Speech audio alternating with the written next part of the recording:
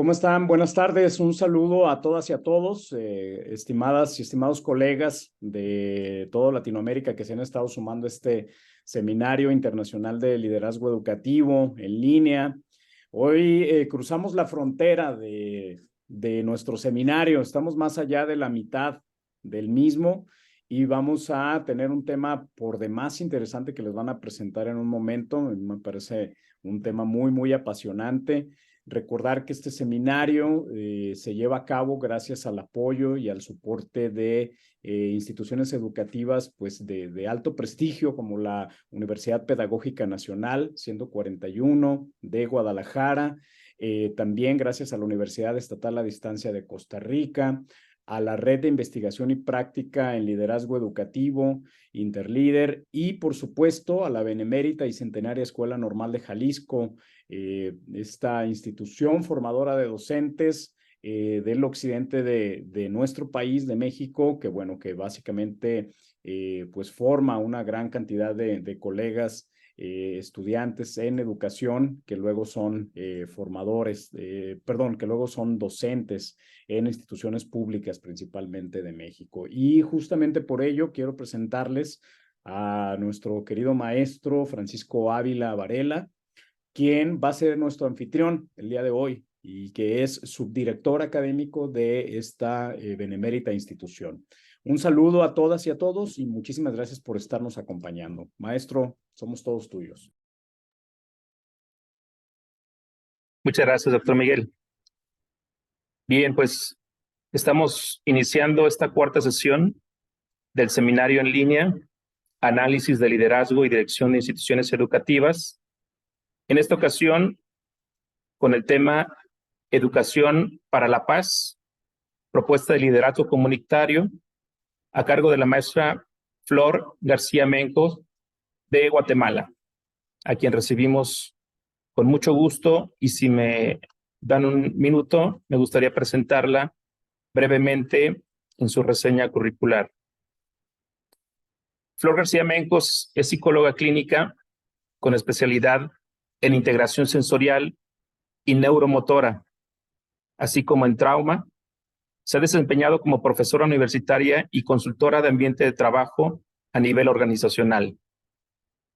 Es egresada de la Academy for Leaders del Center for Courage and Renewal en Estados Unidos, titulada como coach ejecutiva en INCAE Business School y facilitadora de diálogos desde la comunicación no violenta por la BY NBC. Entrenadora de prácticas restaurativas, certificada por la International Institute for Restorative Practices, donde también ha sido miembro de la junta directiva. Es entrenadora y coach en el Center for Executive Education en la Universidad para la Paz, UPeace de la ONU. Flor también es cofundadora del Colectivo Internacional de Practicantes Restaurativos y cofundadora y directora ejecutiva de Circula, Centro de Liderazgo Restaurativo.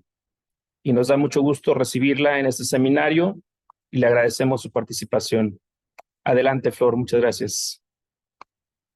Bueno, muchísimo gusto de verlas, de verlos y de estar aquí y compartir durante este tiempo algo que me apasiona un montón ya de la presentación que tan amablemente han hecho, pues detectan ustedes que tengo una fuerte inclinación por el trabajo restaurativo, que ha sido por los últimos 10 años algo que ha dado muchísimo sentido a lo que hago trabajando en Guatemala y en Centroamérica, sobre todo con líderes de organizaciones sociales, líderes comunitarios, muchos de ellos líderes que son directores educativos o que son directores ejecutivos en organizaciones de desarrollo social, pero que tienen una línea educativa. Entonces, hoy voy a compartir con ustedes este tema. Voy a empezar a compartir mi pantalla. Y entonces hoy vamos a hablar acerca de la educación para la paz y vamos a a enfocarnos en una propuesta de liderazgo comunitario que podemos vincular completamente con el aula y con el liderazgo educativo.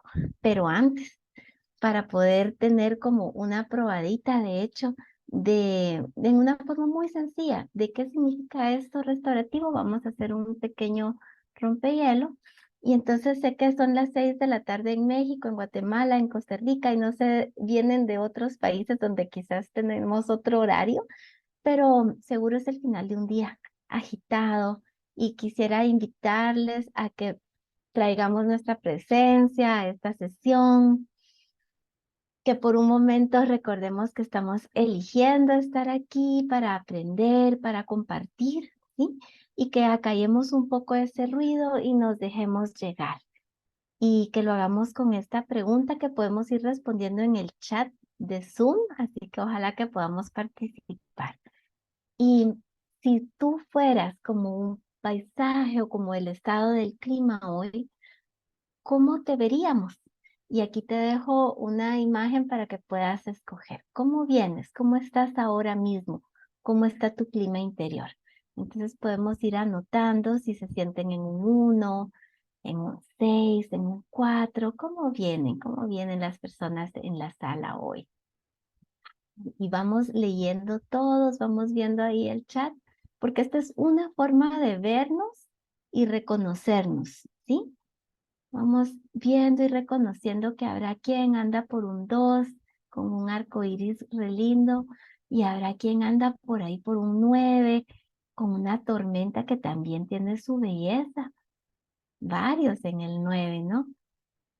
Un 8 donde el sol va saliendo, otros más en el 2, ese 5 con la lluvia y la flor. Y así vamos reflejando cómo nos sentimos en este momento, en este día. Hay alguien acalorado, dice ahí en el número 1. Buenas tardes. Sí, buenas. Hola. Hola. Aquí Dulce dice, a pesar de la lluvia, hay que florecer donde sea que Dios nos ha plantado. Qué lindo. Mira, alguien más anda ahí en el 6. Para mí es una vista muy serena, pero cada quien interpreta cómo se va sintiendo, y lo importante es que aquí no hay juicio, ¿verdad? No hay juicio ni uniformidad necesariamente de nuestros sentires, de nuestras percepciones. Un poquito por acá nos podemos ir introduciendo al tema de lo restaurativo, donde los espacios seguros son claves, los espacios seguros que son libres de juicio, los espacios seguros donde nos aseguramos que todo el mundo tiene la oportunidad y la posibilidad de participar. Y algo que por lo menos desde mi organización repetimos insistentemente es que todo el mundo pueda ser visto, escuchado y reconocido, porque eso es fundamental para experimentar experiencias de dignidad, ¿verdad? Eso es. Entonces, muchas gracias por jugar y por ir poniendo sus climas interiores. Yo también les compartiría que el mío podría ser un 6, tal vez por la hora del día, que acá ya se va poniendo como en ese azul bonito. Y siguen entrando sus mensajes. Mil gracias por participar y por leerse unos a otros. Bien, entonces el objetivo de esta sesión, uniéndonos, aliándonos, ¿verdad? El objetivo del seminario es que podamos reconocer las prácticas restaurativas como una tendencia actual para la transformación de las organizaciones educativas y su relación directa con el liderazgo educativo, ¿verdad? Entonces este es el vínculo que vamos a hacer hoy. ¿Podrían levantar su manita, regalar algunas reacciones? ¿Alguien está familiarizado aquí con prácticas restaurativas o justicia restaurativa? Vamos a ver las manitas. Yo no veo ahorita manitas, así que qué alegre, va a ser un tema novedoso para la mayoría.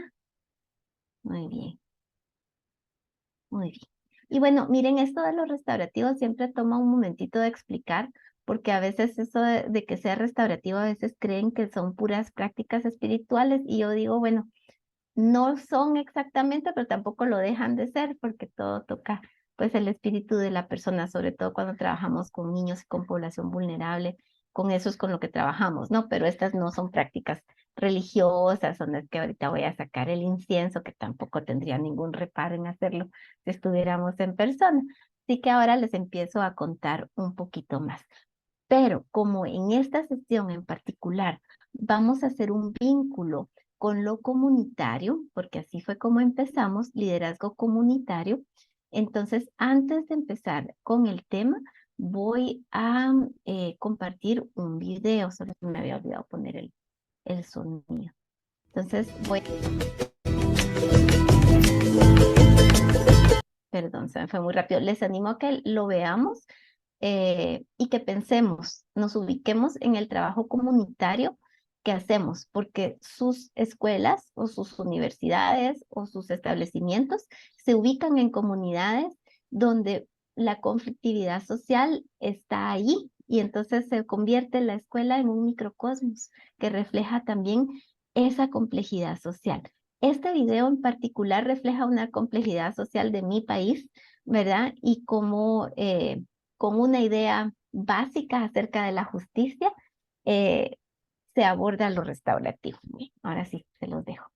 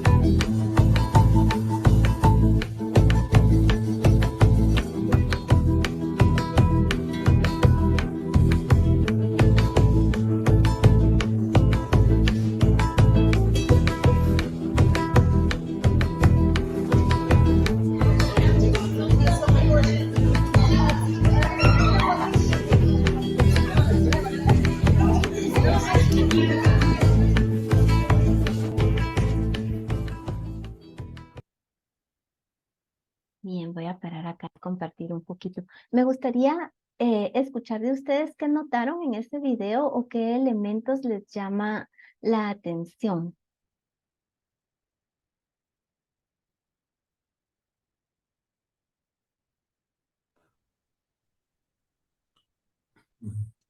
¿Puedo?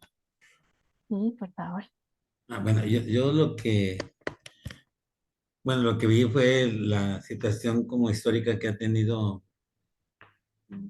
uno de nuestros países de América, que, que ha tenido convulsiones sociales por el tipo de gobiernos, de dictadura, y que cómo la gente tuvo después pasar ese periodo y volver a tratar de resignificar el proceso para tratar de ver qué tipo de heridas, como lo mencionan la frase que hay, ¿no? Que había en el sentido de que si la injusticia crea dolor, la justicia tiene que reparar ese dolor o tiene que ser para sanar.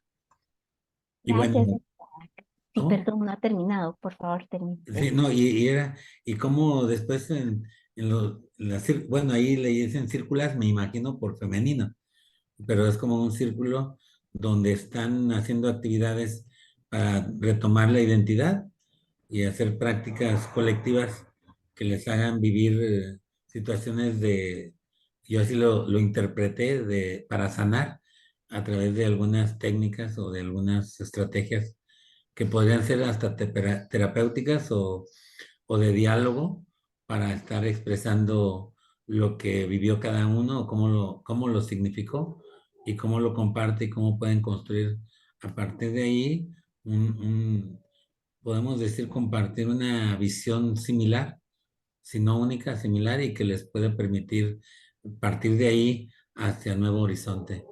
Bueno, es lo que yo puedo interpretar.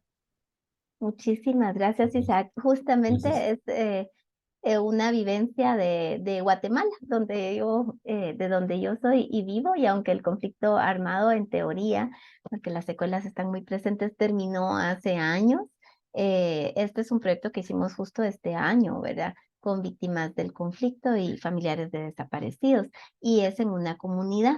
Aunque este en particular fue un proyecto con mujeres, eh, representa muy bien el video este abordaje comunitario que podemos llevar a la escuela, porque la escuela es parte de ese tejido y de esas dinámicas sociales que suceden en la comunidad, ¿verdad? Y que vienen para adentro y que luego el educador y la escuela tiene que ver qué hace con todo esto que traen los niños y que requieren procesos restaurativos que implican, como usted muy bien dijo, diálogo también, eh, y procesos, yo diría, cocinados a fuego lento para poder integrar en el trabajo. Digamos, en este video fue en el trabajo de organización comunitaria que ellas constituyen, eh, una nueva significación, justo, es que le dio cabal en el clavo, ¿verdad? En la escuela esto es lo que estaríamos trabajando también con los niños, ¿verdad? Y que la escuela se convierte en un espacio seguro que va a sanar las injusticias que suceden afuera en la comunidad. Sí, adelante, Julieta. No voy a poner la cámara, doctora, porque no me siento así, pero bueno, le cuento. Yo trabajo en una escuela mal llamada de atención prioritaria, antes como directora, antes llamada Urbano Marginal, que yo me enfermaba con ese nombre. Bueno, ha mejorado con el nombre, atención prioritaria, en su mayoría son 900 niños y, ¿verdad? Todos con alguna situación de vulnerabilidad. Pero ahora que yo observaba su video, simplemente me reflexiono, reflexiono yo como persona, como profesional, y me ubico en que pasamos tanto rato con lo académico, lo pedagógico a veces, y no voy aquí a justificarme, pero a veces nos come el sistema. Y ahora que veía ese círculo, y yo decía, mira, se ve tan simple, pero lo que ahí pasó, lo que ahí nació, lo que ahí sanó, es sin palabras, o sea, simplemente increíble. Y en el caso mío, en la escuela, es con orientación inclusiva. Entonces, doctora, a nosotros nos llega también los niños con el espectro autista, síndrome de Down, y hasta nos han llamado, hoy esa escuela como educación especial es súper despectivo, pero yo pienso que la vocación y la mística nos debe llevar a sanar la vulnerabilidad, porque en los adultos y en las adultas es duro, pero en las almitas pequeñas, en mis chiquitos y mis chiquitas es muy, muy fuerte. Entonces, gracias, que créame que de sus ideas yo voy a aprovechar cada milisegundo de su hablar.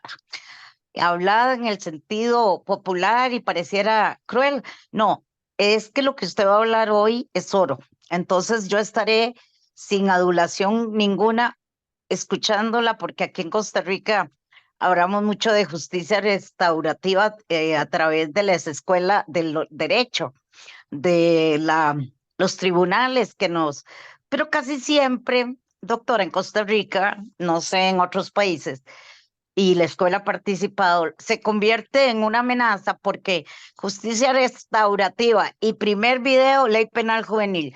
Entonces, los que tengo en quinto y sexto, que tienen 12 años, terminan que no saben para dónde agarrar, porque yo no sé si los restauró, más bien los asustó, porque después de los 12 años la ley penal juvenil castiga y trata de conciliar, pero muy poco, no es, tengo casos, entonces, ver la justicia restaurativa en un nivel de primaria, como usted nos va a guiar, para mí es sumamente importante, porque no la conozco en ese sentido. Ay, que me alegra. Gracias, Julieta. Sí, de hecho, Costa Rica es de los países más adelantados en legislación restaurativa. Yo conozco bastante bien cómo ha sido su avance porque es un país referente. Entonces me alegra mucho que vayas a poder tener esa mirada hacia la escuela. Adelante, Ana Lucía, y contigo vamos a concluir antes de continuar. Dale. Voy a ser así muy breve porque mi trabajo específicamente tiene mucho que ver con lo que son recursos. Trabajo con tecnología y entonces eso me impacta mucho cuando logro ver el video. Por supuesto, las imágenes oscuras es toda esa parte de la injusticia y todo lo más fuerte que vive la persona y estaba en gris, en negro, en todo eso. Entonces siempre reflejamos en esa parte y por supuesto es una historia que ha calado fuertemente y va a seguir en generación, porque cuando ustedes hacen ese proceso ya comunitario, qué interesante, porque empezar por la comunidad, ¿por qué no empezar por una provincia, empezar por todo el país? Porque no se puede, ¿verdad? Así como tal vez una fuerza destruyó todo un país o muchos países, ¿verdad? Con toda esta situación, ¿cómo hay que empezar poco a poco? Lo que me encanta es el hecho de que tal vez esas almas que están ahí, que están a color, ¿verdad? Que esa es la otra cara hermosa de la moneda, ¿verdad? Que reflejan que por medio de una sonrisa, diversos tipos de sonrisas, no significa que ese corazón y esa alma ya esté restaurada, pero estamos en un buen camino. Y si vamos a empezar con los niños, qué más gratificante que la sonrisa de un niño y qué mejor que empezar con la sonrisa de una persona. ¿Cómo lograr sacarle a alguien después de haber sufrido todas esas situaciones y pérdidas, ¿verdad? Que para muchos es irreparable, pero significa como poner por lo menos un algodón, ¿verdad? O tal vez un pequeño, ¿verdad? Bálsamo y empezar a construir sobre ese dolor, pero en una forma positiva. Y lo voy a unir con mi arco iris. Yo soy una persona muy positiva, siempre he procurado, pese a la adversidad, siempre pensar que hay un arco iris al final de mi día. Y ahí me encantó cuando vi esa actividad. Entonces, cómo esa parte visual y esas imágenes pueden impactarnos y llevarnos y remover, ¿verdad? Y ya hacernos un llamado de atención a que efectivamente tenemos que cambiar y por dónde tenemos que empezar. Por casa, por la escuela, por la comunidad, ¿verdad? Entonces ahí para dejarle mi reflexión. Gracias, doctora.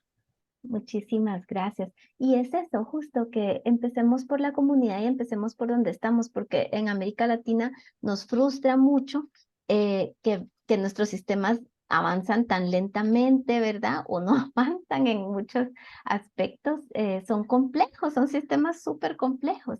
Y a veces parece que no hay por dónde empezar. Empezamos por donde estamos y todos tenemos un poder increíble para poder restaurar estos tejidos sociales, comunitarios y sobre todo desde la escuela, ¿verdad? La escuela es el corazón de las comunidades y a eso es lo que nos vamos a ir refiriendo hoy, porque es esto, ¿verdad? Esta es una imagen que de nuevo es de mi país, una escuela en tantísima precariedad que es un espejo del el adentro de la escuela, es un espejo del afuera de la escuela, ¿verdad? Al ver esta escuela, ustedes ya pueden adivinar cómo son las condiciones de la comunidad, ¿no? Entonces, esto es lo que los educadores, las educadoras encuentran en las aulas. La precariedad, sí, de a veces la infraestructura, pero lo que están trayendo sus estudiantes por ejemplo, todos vivimos esta experiencia tremenda del COVID y cómo los niños al volver regresaban con vivencias sumamente difíciles y traumatizantes, porque no es lo mismo aislarte en un apartamento con internet en una ciudad que aislarte en una casita mínima donde hay hacinamiento y pobreza, ¿no?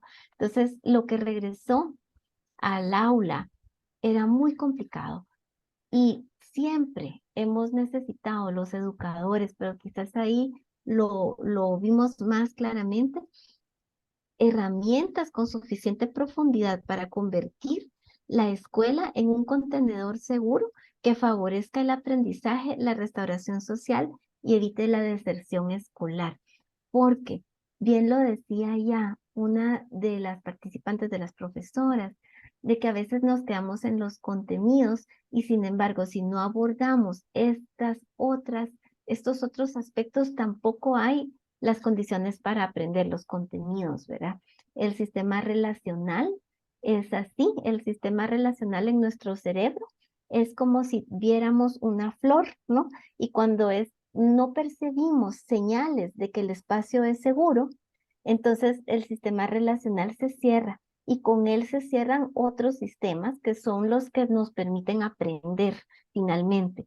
Por eso, esto de lo comunitario en la escuela lo podemos navegar con todas sus complejidades si podemos empezar a pensar que la escuela puede pasar de ofrecer una educación para la paz en temas y contenidos, en libretos, ¿no? De la paz, del contenido, del concepto y todas las cosas lindas que podríamos trabajar acerca de la paz en una forma conceptual, más bien convertir eso en islas de sanidad como una práctica viva de restauración y de paz, ¿verdad?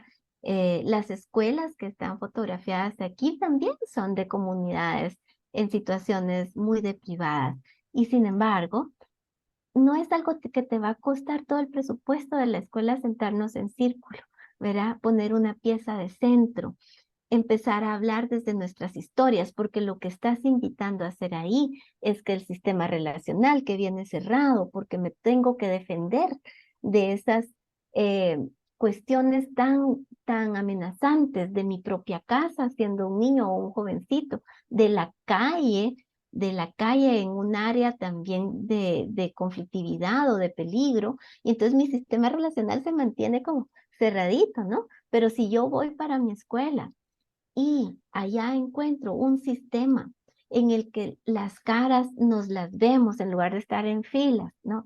Donde las pequeñas historias son importantes. Empiezo a confiar porque yo estoy buscando, como cualquier ser humano, las señales en la expresión de mi profesor, en la expresión de mis propios compañeros, si este es un espacio libre de juicio para mí o no. Y desde esto que los gringos dicen el show and tell, ¿verdad? ¿Qué vas a traer hoy al círculo? ¿Qué vas a mostrar? Ay, pues yo traje esta cosita de mi casa cuando estás en la preprimaria o en la primaria, ¿verdad? Y cuéntanos de qué se trata esto que trajiste. Ay, pues mira, es una cosa que mi abuelita me regaló y los demás me escuchan. Mi sistema relacional se empieza a abrir y se pone ávido para hacer una conexión con otras y otros y para hacer mi propia historia más coherente. Y eso me va a ayudar en mi desarrollo integral humano, pero además me va a ayudar también en el aprendizaje. Y a veces esto lo que tenemos que invertir es tiempo, pero tampoco es todo el día, ¿verdad? Es el círculo de inicio, la discusión de una lectura, la discusión de un tema, el hablar de que fulanito no vino hoy porque murió su abuelito, por ejemplo. Y vamos a hablar de esto y cómo le podemos recibir cuando él vuelva a la escuela. Y entonces lo comunitario pasa al aula, ¿verdad? Porque la diferencia entre un grupo de personas y una comunidad es que un grupo de personas se junta, por ejemplo, en la escuela para aprender y ganar el año, pero una comunidad de aula está ahí porque cada miembro es importante, porque todos somos vistos, escuchados y reconocidos, y porque las necesidades de cada personita ahí nos importan a todos y todos atendemos esas necesidades. Y entonces el cambio ya es hacia un abordaje comunitario desde la escuela, ¿verdad? Entonces, ¿podríamos hacer esto? Sí, y las experiencias de escuelas restaurativas son súper interesantes y poderosas y no requieren grandes inversiones. Lo que requiere es aprender y voluntad. Entonces quiero darles contexto acerca de el enfoque restaurativo. El enfoque restaurativo es un enfoque que es, diríamos, no podría decir yo si es la vieja o la nueva línea de trabajo. Ahora resulta que es la nueva, ¿verdad?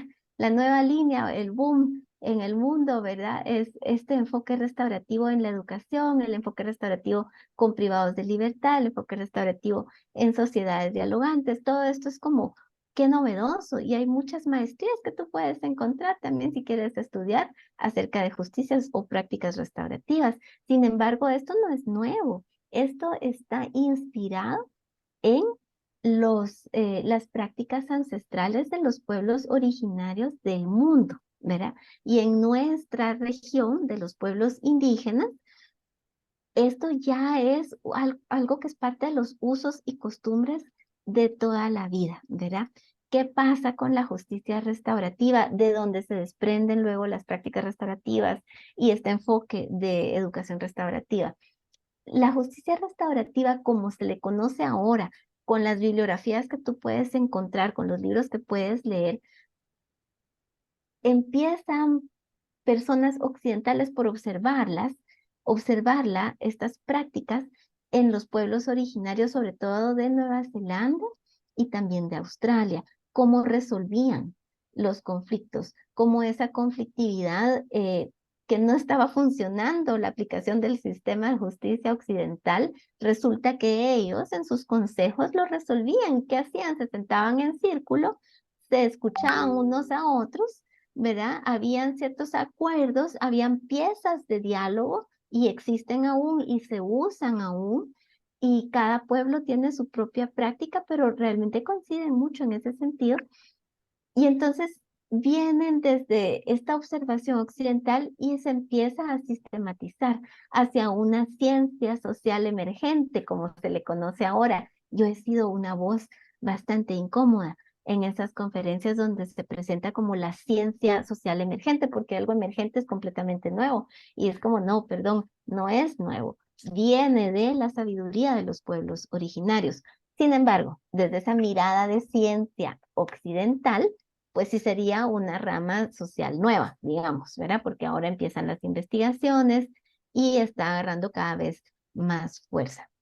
Recientemente estuve en Nueva York y con algunos practicantes restaurativos explorando estos temas, y después de la pandemia y sobre todo con la crisis racial en Estados Unidos, para contener esa conflictividad social comunitaria que por supuesto llega a las escuelas, que de hecho en Estados Unidos en las escuelas es donde encuentra una expresión muy abrumadora de esta crisis racial.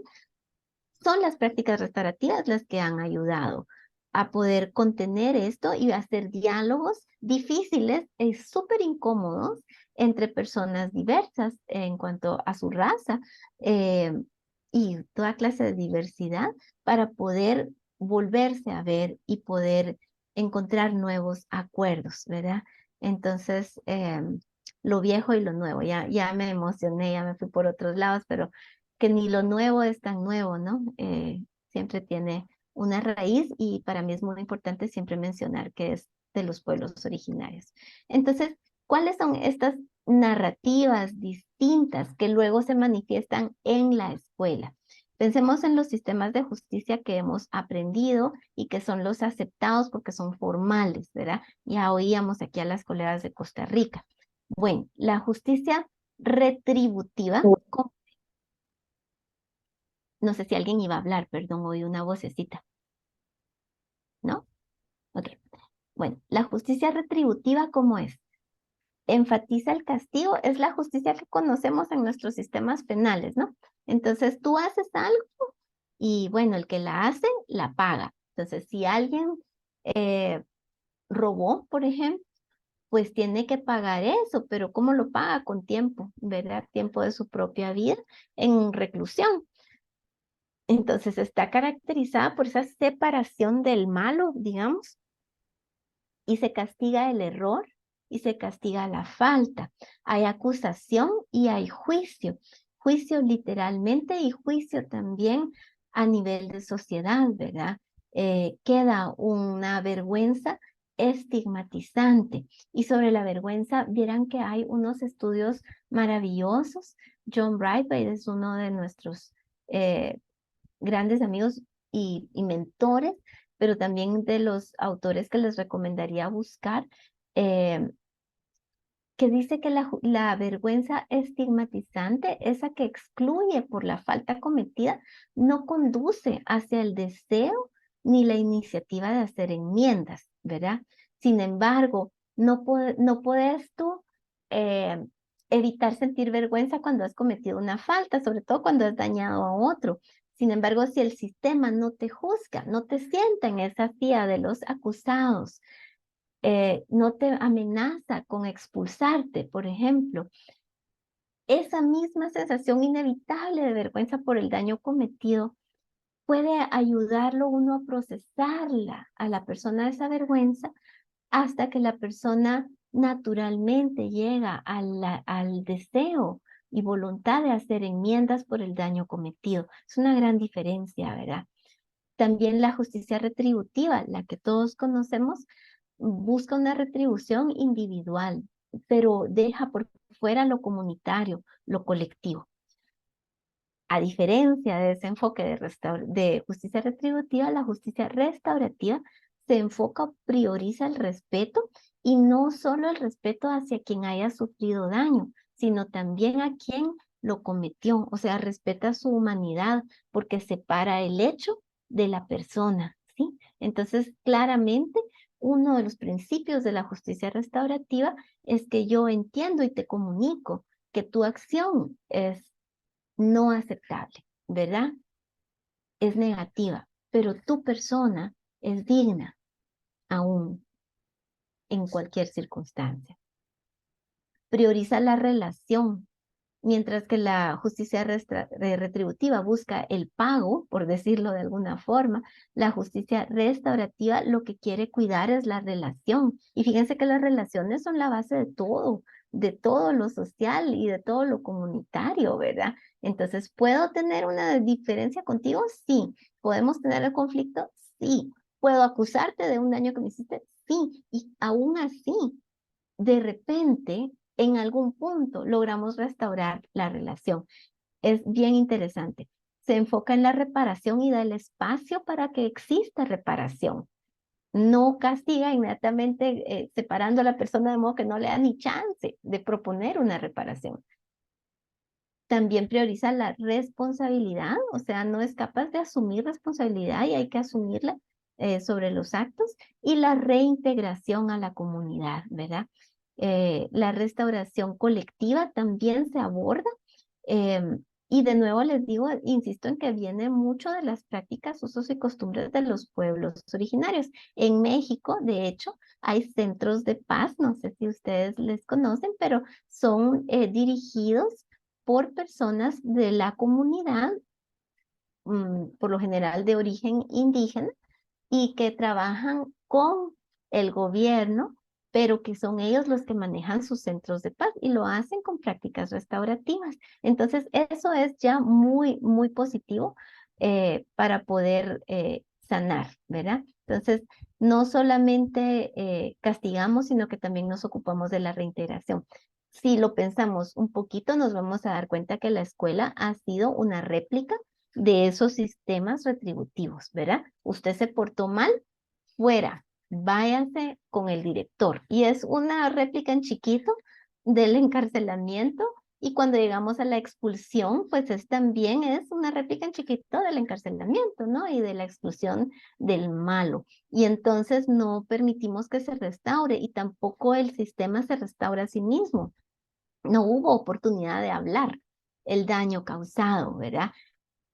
El enfoque restaurativo prioriza que haya la oportunidad para nombrar eso que se experimentó, eso que se vivió.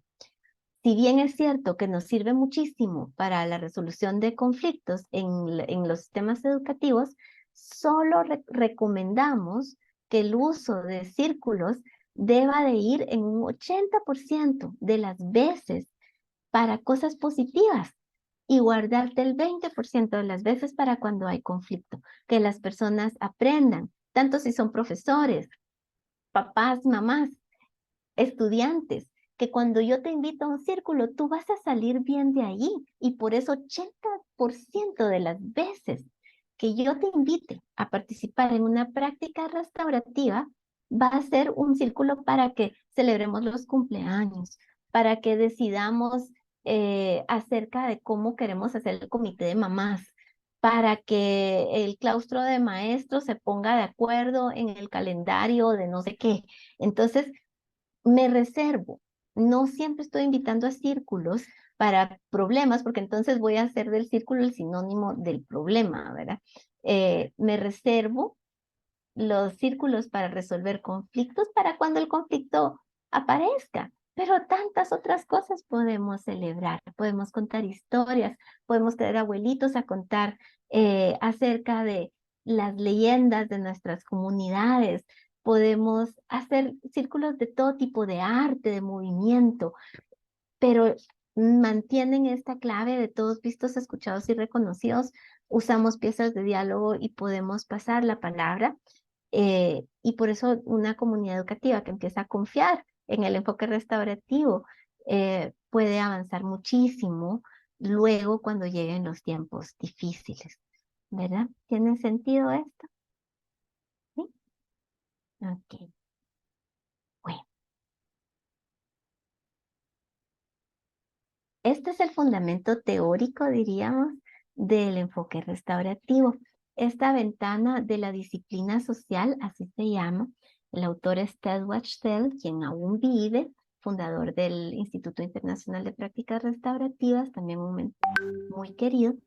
Pues noten que la ventana de disciplina social que explica cómo surge este cuadrante restaurativo aparece o surge o presenta dos ejes, un eje vertical, que es el eje de la estructura. En la bibliografía en inglés van a encontrarlo como control muchas veces, pero por las connotaciones que la palabra a veces trae a nuestra mente, nosotros en mi organización circular, pues tratamos de llamarle más como estructura, es ofrecer estructura. ¿Qué es la estructura? Pues claridad de expectativas, límites claros, una disciplina, pero una disciplina sana, ¿no? Una disciplina respetuosa de la dignidad, no la disciplina de ponga las manos, le va a pegar con la regla de hace muchísimos años. Una disciplina con cuidado de la dignidad, los límites bien claros y la claridad de las expectativas altas que motiven a las personas a ir más lejos, ¿no? A dar su mejor esfuerzo también. Y el otro eje, el eje horizontal, es el eje del apoyo. El eje del apoyo contiene ahí la esencia del interés genuino por las personas, ¿verdad? O sea, no fingido, genuino, verdadero interés en ti, en tu bienestar, en tu persona. También la aceptación y validación de las emociones, siempre. Y también la guianza y el apoyo literalmente, ¿verdad? Como ven, las dos tienen su extremo alto y bajo. ¿Y qué pasa entonces? Y esto sí que lo vemos tanto en el sistema escolar, de hecho es uno de los ejemplos más claros, ¿no? Cuando, digamos, a un educador o a un sistema educativo o un centro se le va la mano en dar señales de estructura y todo está perfectamente reglamentado, las normas y las consecuencias y todo esto está muy bien para el eje de la estructura del control, ¿no? Pero no da señales de apoyo, entonces estaría funcionando desde un cuadrante punitivo. Y la palabra que vemos aquí es contra, porque aunque no sea la voluntad de la persona hacer sentir mal al otro, sino simplemente mantener un orden, a quien le apliquemos ese nivel de control va a sentir que las cosas se hacen contra mí mismo, ¿no? Entonces, todo ese montón de reglas, eso se siente como si fuera contra mí, aunque la intención no sea eso. Y eso igual lo pueden sentir los profesores, los estudiantes, los padres de familia. Y lo que sabemos todos es que ante un sistema que se siente represivo, lo que surge también es la rebelión. Entonces, nos sale peor al final de cuentas. Si por el contrario, se nos demanda una respuesta de nosotros, pero no ofrecemos ni control, ni estructura, ni apoyo, entonces estamos actuando desde lo negligente. Si por el contrario nos vamos a este lado, tenemos alto apoyo, pero baja estructura. Entonces te voy a dar todo mi apoyo, guianza, interés, contame todas tus emociones, todo, pero no te voy a poner límites, me voy a pasar al lado permisivo. Y en el restaurativo, lo que tratamos es de funcionar con suficiente estructura para que las cosas pasen. Y ojo que si son directores escolares, ¿verdad? Líderes educativos, es que no estamos hablando solo de los estudiantes, estamos hablando de nuestro cuerpo docente. Entonces, suficiente estructura, suficiente apoyo, ¿verdad? Ese es el balance saludable que el enfoque restaurativo procura, ¿verdad? Y esto es muy claro, o sea, realmente podríamos ser una mosquita en la pared de un aula y podríamos notar claramente cuando un educador está funcionando desde cuál de estos cuadrantes. Quiero decir que ninguno de estos es el cuadrante de los buenos, es este, el de los malos es este, el de los débiles es este, y este también, a ver, ¿de qué le decimos alcahuetos? Pero no, todos nosotros pasamos por todos estos cuadrantes y tendemos a ser más de un modo o de otro, depende también en dónde estamos. Y hay gente que es bien punitiva en el trabajo y bien permisiva en la casa, ¿verdad?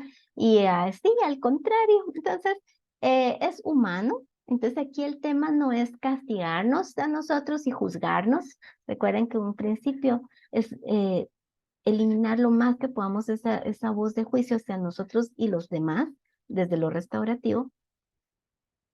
Entonces no es juzgarnos a nosotros, ni tampoco ir juzgando a los demás, es notarnos. Este enfoque restaurativo no se puede aprender aquí nomás. Este enfoque restaurativo es una tarea tremenda de interiorización y de conciencia para que cuando yo me dé cuenta que se me fue la mano de control y se me salió lo punitivo, entonces yo sepa que aquí lo que necesito es balancear con ofrecer más apoyo, ¿no? Y cuando me sienta cargado, que ando cargándole a todas sus responsabilidades, ya otra vez me pasé al cuadrante permisivo, sepa, ay Dios, otra vez estoy aquí. Bueno, a poner un poco más de límites, ¿verdad? Claridad de expectativas. Vamos a cortar un poquito más por aquí y así ir navegando la vida, la escuela, el aula, el claustro, con balance. Y también eso nos dice que tenemos en nuestras manos también que reparar, porque a veces en estas desbalances dañamos, ¿verdad? Lastimamos, herimos. Y entonces voy a saber por dónde puede ir mi reparación. Y cuando eso se modela en una escuela, desde el liderazgo educativo, todo el sistema cambia. Y por eso yo amo con todo mi corazón trabajar con líderes, porque cuando los líderes realmente incorporan esto y se sienten atravesados humanamente por estos cuestionamientos, cambia algo desde adentro.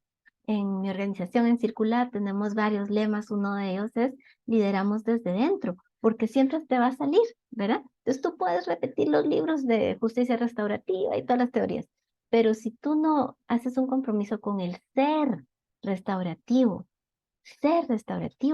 entonces no va a funcionar. Y por eso necesitamos que para que una escuela y un sistema escolar asuma un compromiso restaurativo hacia su comunidad educativa, el primero que tiene que estar a bordo es el líder, ¿verdad? si no puede sabotear el proceso. Entonces, bien. En la práctica, ¿cómo lo experimentamos? ¿Cómo lo vemos? En la práctica, en un sistema restaurativo, no voy a decir nada más que un aula, ¿verdad? Porque también esto vale para, como les digo, colegas educadores. Hay acuerdos en lugar de reglas y ese ya es un gran cambio, ¿verdad? Estas fotos son de prácticas que nosotros hacemos y siempre empezamos por hacer acuerdos de espacio seguro y preguntamos qué necesitas tú para sentirte seguro en este espacio. Y respondemos a esa pregunta con un lenguaje de necesidades, que es algo muy de la comunicación no violenta, ¿no? Yo necesito. Y tu necesidad no es negociable. Entonces, si tú necesitas respeto para sentirte segura en este espacio, lo pides, pero a la vez que lo pides, estás haciendo el compromiso de que eso que yo pido, estoy dispuesto a dar. Y luego verificamos todos. Si cada cosa que se dijo en este círculo que necesitamos para sentirnos seguros en este espacio, todo eso que se dijo estamos todos dispuestos a cuidarlos, porque eso es lo que es nuestro contenedor seguro, ¿verdad? Aquí apareció respeto, aquí apareció escucha, aquí apareció alegría, aquí apareció interés, aquí apareció otra necesidad. Oímos esto, hay alguien que le hace bulla a esto, lo aceptamos, lo asumimos, lo vamos a cuidar juntas y juntos. Entonces ahí hay corresponsabilidad. ¿Ven la diferencia? En lugar de decirte, en esta clase y en este trabajo, aquí están las normas. La norma del respeto, la norma del silencio, la norma del no sé qué, la norma del no sé cuánto. Esas son impuestas. Los acuerdos son co-construidos. Esa sutileza, ¿verdad? Es lo que te está dando voz y agencia. Conecto mucho con lo que el profesor Miguel Ángel Díaz estaba exponiendo en su propia sesión hace algún tiempo. Yo hoy vi la grabación y me dio mucho gusto ver eso, ¿verdad? Porque hablaba de tener acceso al poder y eso es acceso al poder, ¿verdad? Desde una mirada crítica al liderazgo educativo. Acceso al poder. ¿Cómo no va a ser poder decir que en este espacio se respete mi necesidad y oír que todo el mundo está dispuesto a hacerlo? Eso te empodera. Bárbaro. Increíble, ¿verdad? Que hay también ahí una expresión de toma de decisiones y hay voz de agencia. Entonces, desde estas cosas tan pequeñas, el sentarse en círculos, el tener un posicionamiento, como les decía, desde dentro, es decir, yo voy a ser restaurativo no solo con los jóvenes y con los niños, pero también con mis colegas. Y cuando tengo un conflicto, no solo en la clase voy a decirle a los niños, miren ustedes, así es como lo resolvemos restaurativamente, que hay toda una serie de prácticas restaurativas, por eso se llaman prácticas, porque hay muchas prácticas y tú puedes elegir con qué práctica te vas a ir para ese conflicto en específico. Y tú puedes ser muy bueno para hacer eso en el aula. Y qué bien, pero luego tenés un conflicto con tu compañero de trabajo y no, con esto no me hablo. No, yo ya aquí cortado. Entonces no funciona así, porque entonces no se vale ser restaurativo en un espacio y en el otro no. El compromiso es desde dentro para ese ser restaurativo. Y entonces te da una revolución que es transversal de hacer con las personas. Ah, porque esto no resalte acá, ¿verdad? Si aquí siento que las cosas se hacen contra mí, en lo punitivo, si aquí siento que no se hace nada, no hay respuesta, y aquí las cosas son por o para mí, aquí yo siento que las cosas se hacen conmigo. Y ese hacer con, de nuevo, piedra angular del enfoque restaurativo. Y entonces es esto, vamos a hacer con, ¿verdad? Y es esta dignidad, yo te veo. Aquí no hay voz menos importante. Sí, aún tú, chiquito, de primaria, tu voz es importante. Y entonces eso, sí, es una revolución muy linda, ¿verdad? Y tiene que tocar hasta lo político, porque esto es lo que no nos enseñaron, ¿verdad? Esto es lo que la escuela, con su forma piramidal, donde el maestro está arriba y el alumno está abajo. En lo tradicional, yo sé que muchas de sus escuelas pues ya no manejan esas miradas, ¿verdad? Pero nuestras sociedades y nuestra falta de voz y agencia, nuestras faltas de democracia, ¿verdad? vienen también de esa separación donde no estábamos en un poder circular, ¿verdad? De dignidad, de igualdad, sino piramidal. Entonces lo restaurativo reta eso también. Quisiera mostrar otro. ¿Sí? ¿Alguien tiene una pregunta? ¿Y cómo vamos de tiempo? Tengo un videito de unos, déjenme ver cuánto dura, porque si no, y quería mostrarles a un director haciendo uso de una de las prácticas restaurativas. Son muchas las prácticas restaurativas. Este video dura 7 minutos, pero creo que vale la pena porque es verlo en acción. ¿Lo quieren ver? Quiero hacer con ustedes, así que quiero verificar cómo está el interés como para echarnos un video, pero verán que es re lindo. Ok, que sí dicen. Bueno, lo vamos a ver. Aquí sí tienen que estar viendo su pantalla ustedes porque está en inglés y tiene subtítulos, así que vamos a verlo.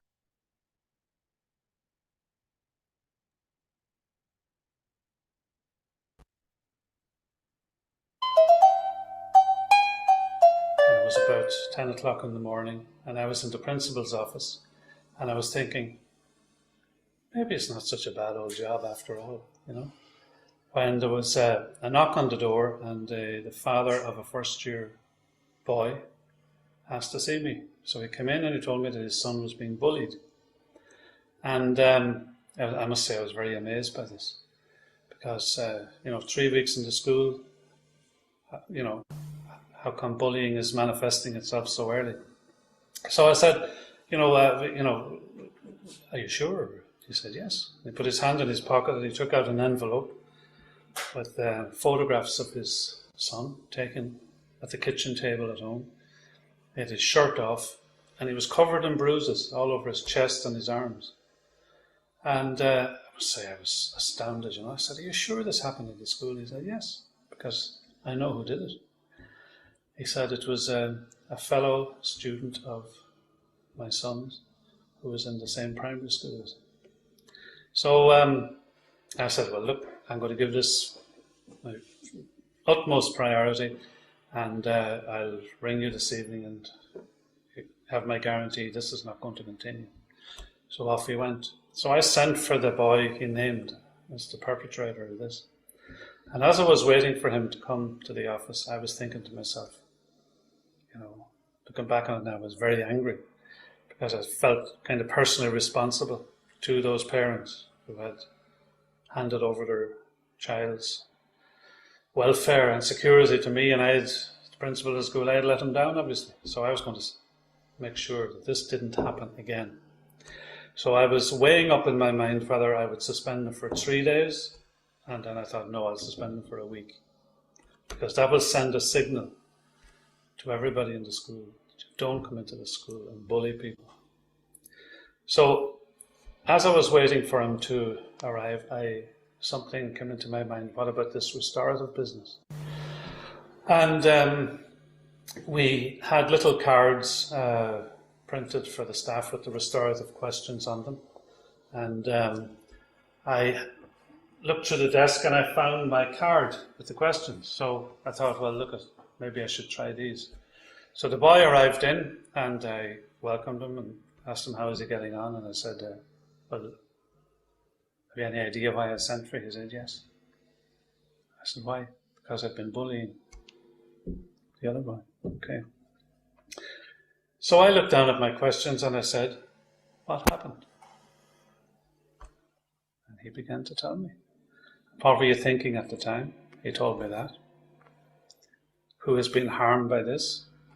And he investigated the impact on the boy himself and his parents and his brothers and sisters and the other first years and the school personnel, etc., etc. But a most amazing story emerged, because it appeared that when he was in the primary school some months earlier, he had been bullied himself by another student, and he had made up his mind when he came to the secondary school that he was going to take on the persona of the bully. So, certainly not justified behaviour, but there was a certain logic to it. And then we came down to the end, what do you need to do now to put things right? So immediately he said, well, I'm sorry for doing it. And it was a very genuine apology. And I said, well, I'm going to leave you with that to think about it. So I'll invite you to sit outside my office then. And then I sent for the boy who had been bullied. When he came in, I asked him the questions. And one of the questions for a person who has been harmed by somebody else is, what has been the hardest thing? And the hardest thing for him was, why is he bullying me? When a couple of months ago in the primary school, we were never good friends, but he never laid a finger on me. Now every day I come in here and he's, down the corridor, he's punching me, and he says, is there something wrong with me? Suddenly I realized I have the answer to your question, and it's sitting outside the door. So I said to him, would you be willing to, if I invited in X outside the door and we went through the questions again? He said, yes. So I did. And as we went through the questions, I began to see that the boy who had been bullied now began to realize there was nothing wrong with him, that there was a reason, twisted and all though it was, but it delivered him out of that sense of, well, I must be doing something wrong if he's turning on me. So there was a spontaneous apology given and accepted. And then I put the question again to the person who had done the harming. I said, what could you do now to restore, harmony, if you like, here to this relationship? And there was a very long pause. And I almost was going to say, well, think about that and come back tomorrow or whatever. When he turned to the boy beside him and directly addressing him, he said, I'd like to invite you to have lunch with me tomorrow in the canteen. He said, I'll buy you the lunch, and that'll show the others that I'm not bullying you anymore. So I said, and how do you feel about that? He said, yeah, that's great. Okay. I said, okay, boys, away you go, and just report back to me now in a few days' time and tell me how things are going. And I will ring both your parents and tell them what has happened.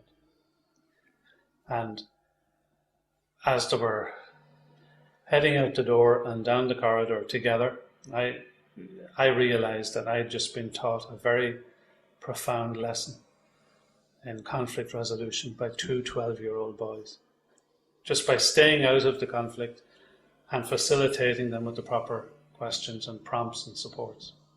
So that was a eureka moment for me in my whole work as a restorative practitioner or a mediator, or call it what you like, as a human being.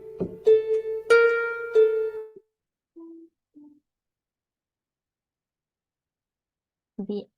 Bueno, esta breve experiencia, ¿verdad?, que ilustra cómo un director asume el uso de las prácticas restaurativas, como les digo, de una, ¿verdad? O sea, estas preguntas restaurativas a las que él se refiere, que van del pasado al presente, al futuro, que evitan el juicio en todo momento. Si ven al muchacho que era el agresor, le pregunta, ¿qué pasó? No le dice, ¿por qué lo hiciste? Porque cuando preguntas por qué lo hiciste, ahí va un juicio. Y a veces no sabemos por qué lo hicimos, pero le pregunta qué pasó y le permite contar la historia. Y al otro también le permite contar la historia y le permite escuchar y procesar las cosas en una forma distinta. Y la resolución viene de las mismas partes. Y además los alcanza más allá que ellos solos, porque cuando le dice, lo voy a invitar al almuerzo mañana, entonces evitan la estigmatización, ¿verdad?, del expulsado, porque esa era la opción, del expulsado, el malo que hubo que sacar de este sistema, y del otro también estigmatizado como una víctima que tal vez va a provocar que otros vengan y lo molesten también. Entonces es súper interesante cómo devuelve el poder también en los individuos con suficiente estructura, ¿verdad? Eso es, estructura y límites, y suficiente apoyo para que las cosas sucedan. Así que ese es un ejemplo de una de las prácticas restaurativas que funcionan muy bien en las escuelas. Y cuando es más amplio, pues se hacen círculos, y cuando hay un daño superior se pueden hacer conferencias restaurativas que ya juntan ofensor y ofendido con sus propios sistemas de apoyo. Por ejemplo, un niño que ha causado un daño mayor con el niño que ha sido dañado y sus padres. Bueno, niños no, mejor si eso es a partir de adolescentes. Pero en fin, hay todo un espectro de prácticas que podemos utilizar e incorporar, pero va a requerir responder desde ese adentro, ¿verdad? De soltar este paradigma de la justicia retributiva y cambiarlo por uno de justicia restaurativa y llevar eso hacia las prácticas más sencillas y cotidianas de la escuela. Voy a avanzar y les prometo ya casi vamos para poder también dejarles tiempo para preguntas, que ya falta muy poquito. Espérenme que se me fue mi presentación por poner el video. Pero ahora les voy a mostrar entonces este efecto de liderazgo educativo, ¿verdad?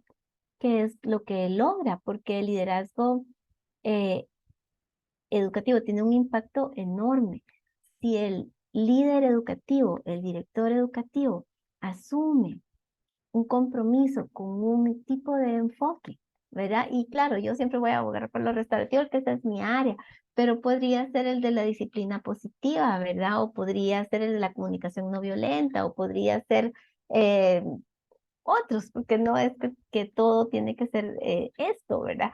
Pero digamos, si asume este enfoque restaurativo, va a empezar a ser, es que ahí está la cosa, no solo es hacer, es ser un líder restaurativo con su cuerpo docente. Y entonces esas mismas prácticas que él tiene con su cuerpo docente, de diálogo, de usar preguntas para el procesamiento de las situaciones, de poner la relación por encima del evento dañino, ¿verdad? Eso hay que entrenarse, ¿no? Pues que se entrene y que se entrene con su cuerpo docente, que buenísimo, pero luego que lo practiquen.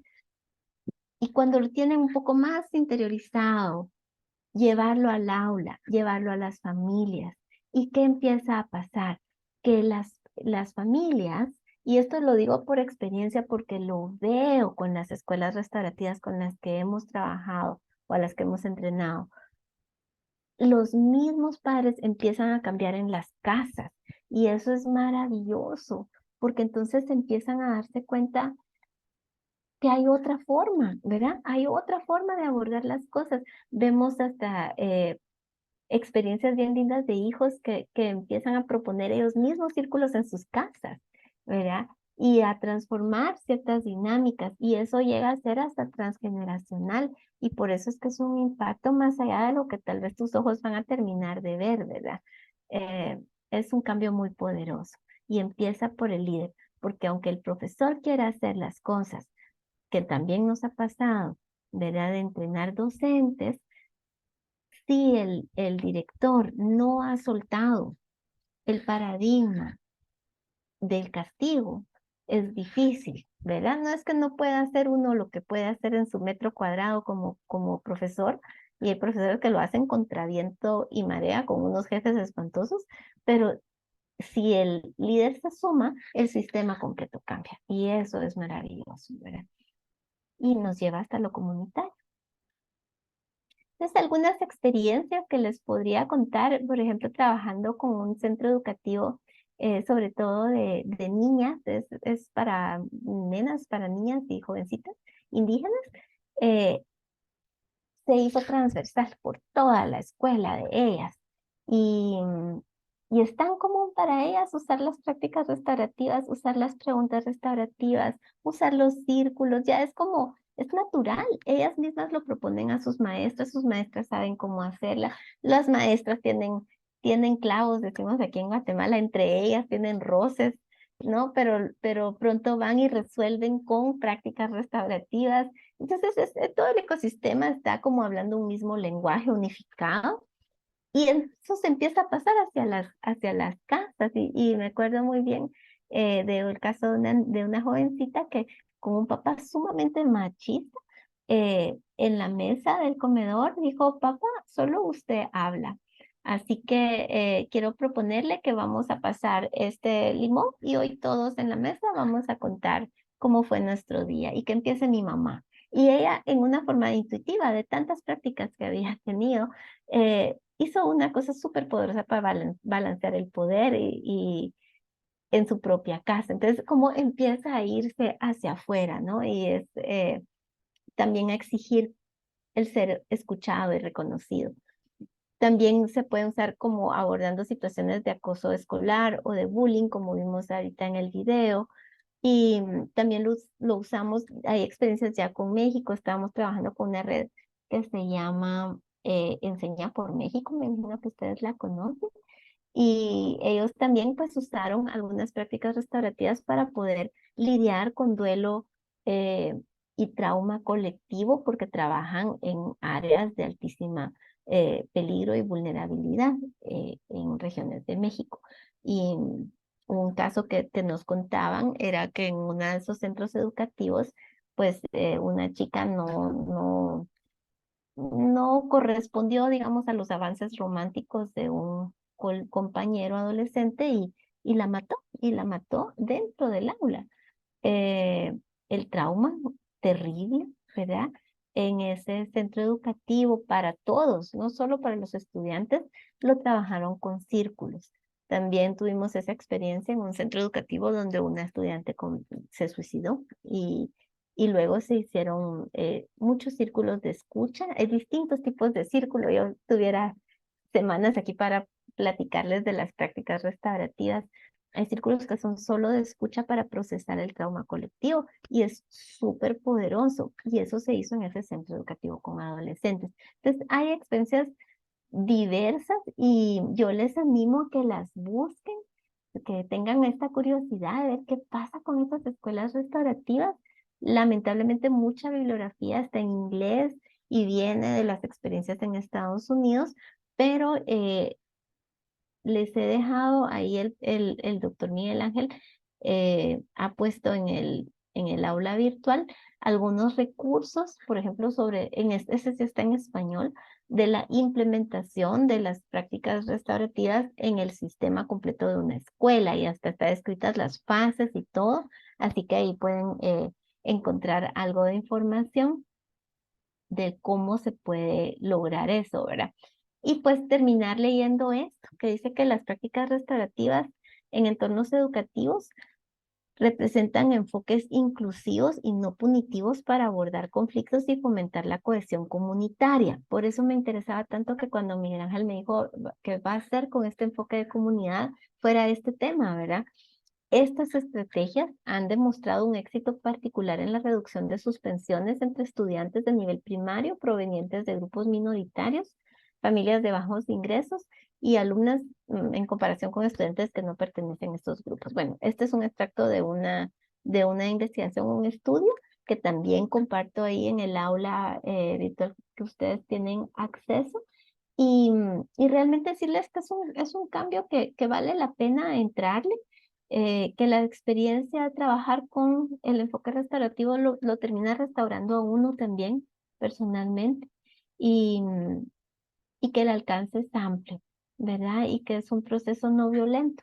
Entonces, es complejo porque toca deconstruir lo que tan guardado tenemos, ¿verdad? De cómo deben de ser las normas y las cosas, pero es también regresar a nuestras raíces, a lo originario, a lo sencillo, que sin complejizar demasiado logra efectos duraderos y muy, muy sustanciales. Dejo también referencia de nuestra organización que puede apoyar y acompañar esos procesos de formación restaurativa, ¿verdad? Para los sistemas escolares y se los digo con mucha esperanza que vale la pena explorar esa línea. Y bueno, queda tiempo para preguntas y conversación. Flor, muchas gracias por tus aportaciones en el tema. Seguramente a todos nos van a servir como referente para nuestras prácticas de liderazgo. Tenemos ya algunas preguntas en puerta. Igual pueden ir pensando alguna temática que quisieran preguntarle a la maestra Flor. Y la primera de ellas la plantea Ana Lucía Ureña y nos comenta: ¿cuáles son los requisitos que un directivo debe cumplir para enfrentar con éxito el enfoque restaurativo?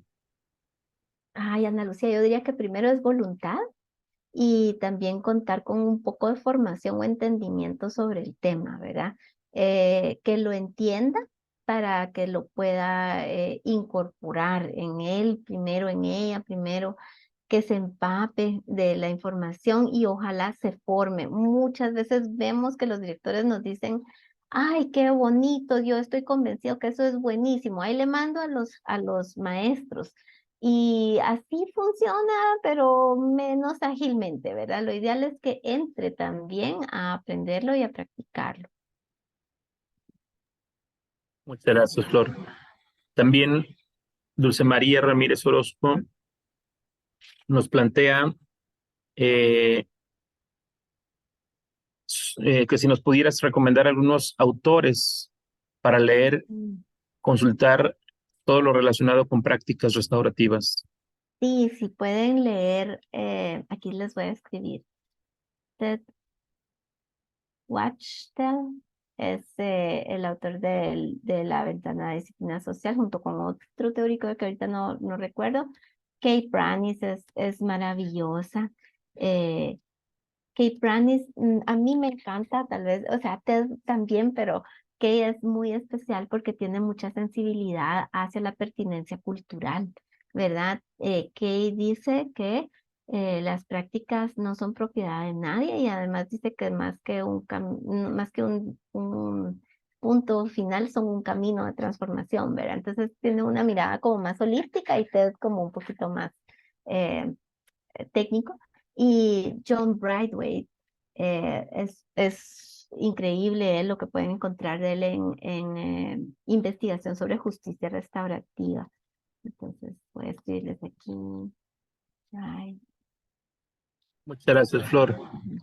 También nos pregunta Silvia Ortiz que si tienes algún curso o taller más amplio sobre prácticas restaurativas, le interesa bastante aprender más del tema. Sí, vieran qué lindo cómo se han ido uniendo colegas de México, que les tenemos mucho cariño y claro, cada año nosotros abrimos una certificación en prácticas restaurativas que dura 5 semanas online. Es bien intensa, ¿verdad? Porque son 5 semanas, medio día cada vez que nos vemos, porque hay que cubrir bastante y lo hacemos con mucha seriedad. Y tenemos también el diplomado en justicia restaurativa, ¿verdad? Que ese ya va hacia crímenes violentos. Entonces, también dejé eso con Miguel Ángel. Y cuando se abra, porque no tenemos las fechas del 2024 aún, se los vamos a mandar con Interlíder. Muchas gracias.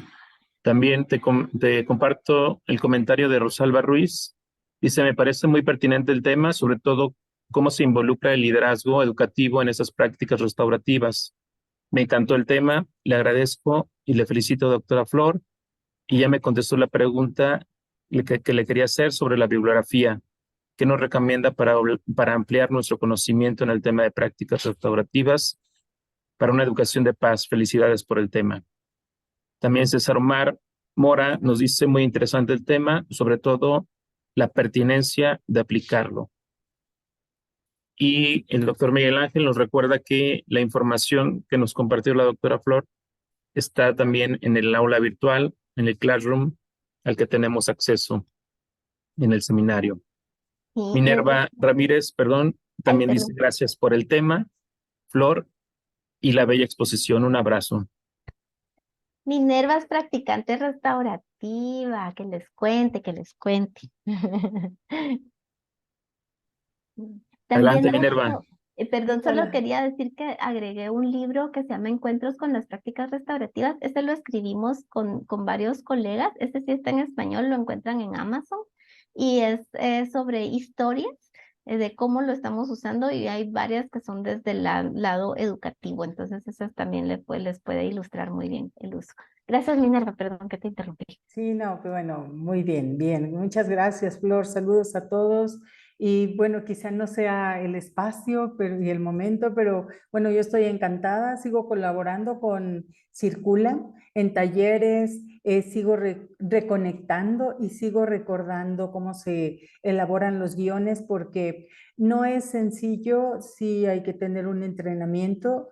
Yo participé en esta certificación que nos llevó 6 semanas, Flor, 5 o 6 semanas en línea, 5.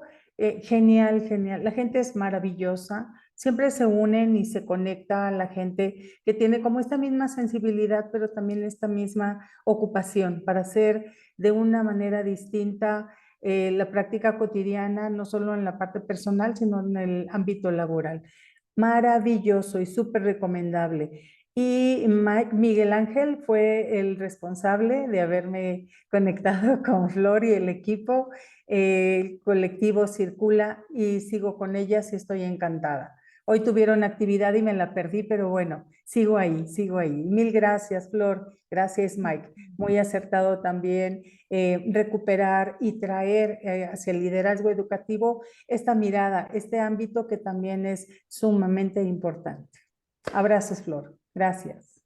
Abrazos, Minerva, linda. Sí, y miren, es algo que no les dije, es que nosotros tenemos actividades abiertas gratuitas cada mes y hacemos juegos restaurativos, clubes de lectura y todo va en ese enfoque, porque también si nosotros mismos no practicamos o no lo mantenemos en nuestra conversación, uno lo olvida. Como decía Maturana, que la realidad que así como son las conversaciones que tienes, así es la realidad que creas, ¿verdad? Entonces procuramos tener conversaciones de lo restaurativo desde distintos ángulos y en una forma no aburrida para mantenernos firmes, porque es una decisión de vida, ¿verdad? Muchas gracias, doctora Flor. Creo que ha sido muy nutritivo para todos este acercamiento al tema y no me queda más que cederle el uso de la voz al doctor Miguel Ángel Díaz, que tiene algunos anuncios para nosotros. Bueno, pues en primer lugar agradecer esta siempre extraordinaria, exquisita presencia de Flor en en estos seminarios que hacemos, y la verdad siempre es disfrutable y además novedoso, pero no deja de más de ser bien sostenido en términos tanto teóricos como metodológicos, esta perspectiva, que es algo que nosotros desde la academia generalmente buscamos, que haya ese equilibrio, ¿no? Entre las experiencias, pero también luego hacer un conjunto de revisiones pues teóricas, metodológicas, y que esto nos lleve también a hacer investigación. Y en el caso de Flor, bueno, la investigación, acción es una cuestión que queda ahora sí que a flor de piel. Y le decía a Flor antes de entrar a este seminario, a esta sesión cuarta, que le tenía una sorpresa y se la quiero decir ya mismo. Saben que nosotros en la Red de Investigación y Práctica en Liderazgo Educativo, pues tenemos, gracias a que una muy buena parte de nuestros miembros son mujeres, una orientación de género, a que ellas nos empujan a tener una orientación de género. Y un poco contradictoriamente con esa visión de género, casi todos nuestros miembros honorarios, mejor dicho, todos son varones, son hombres. Y bueno, justamente una de las búsquedas que estamos haciendo en este sentido es equilibrar con visión de género. Y Flor, nosotros queremos invitarte a ti a ser miembro honorario de nuestra Red de Investigación y Práctica en Liderazgo Educativo.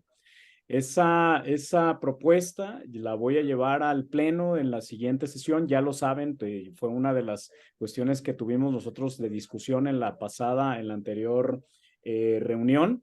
Y en octubre, que es nuestra siguiente reunión, en octubre o noviembre, mejor dicho, queremos hacerte esta invitación. Así que de una vez ya te la voy diciendo aquí públicamente para que estés por favor en nuestra siguiente sesión, si es que aceptas. Ay, muchísimas gracias. No, un honor, tanto que aprenderles. Yo les admiro muchísimo. Gracias, Miguel Ángel. No, Al contrario, va a ser un honor para nosotros, muy al contrario. Y pues bueno, ya que estamos en estos temas, ya para ir cerrando también la sesión, y gracias, Flor, por atender esta sesión cuarta, recordarles a todas las colegas, a todos los colegas que nos acompañan desde diferentes países y desde diferentes lugares de la República Mexicana, pues que tenemos una convocatoria abierta y que se amplió el plazo para esa convocatoria. Es la convocatoria para escribir en esta obra colectiva que lleva por título Liderazgo Educativo en México, del contexto de la gestión a la nueva escuela mexicana. Estamos aceptando contribuciones tanto de ensayos académicos como resultados de investigación y resultados también de intervención de la práctica educativa. Así que recuerden que tenemos esta convocatoria abierta. Toda la información la pueden encontrar en interleader.org.mx, en donde viene toda la convocatoria ampliada. Y pues bueno, ya que están conociendo acerca de prácticas y de teóricos sobre liderazgo educativo, pues aprovechemos esta oportunidad de este libro que estamos impulsando desde las instituciones, la Benemérita Centenaria Escuela Normal de Jalisco, la Universidad Pedagógica Nacional, Unidad 141, la Universidad Estatal a Distancia de Costa Rica y la Red de Investigación y Práctica en Liderazgo Educativo. Así que esperamos sus contribuciones y vamos a estar muy contentos de recibirlas. Y pues con esto cerramos, en tal caso, nuestra sesión cuarta. Ya qué nostalgia, estamos más allá de la mitad, nos quedan 2. El siguiente miércoles, recordarles que a las 6 de la tarde, hora del Centro de México, pues nos vamos a encontrar en esta quinta sesión ya del seminario, y que nos veamos muy pronto. Por favor, sigan cuidándose, que tengan mucha salud y mucho bienestar. Y nos vemos el siguiente miércoles a las 6 de la tarde, hora del Centro de México. Un abrazo bien grande a todas y a todos, y hasta el miércoles siguiente. Igualmente. Gracias. Bye. Gracias. Hasta luego, Flor.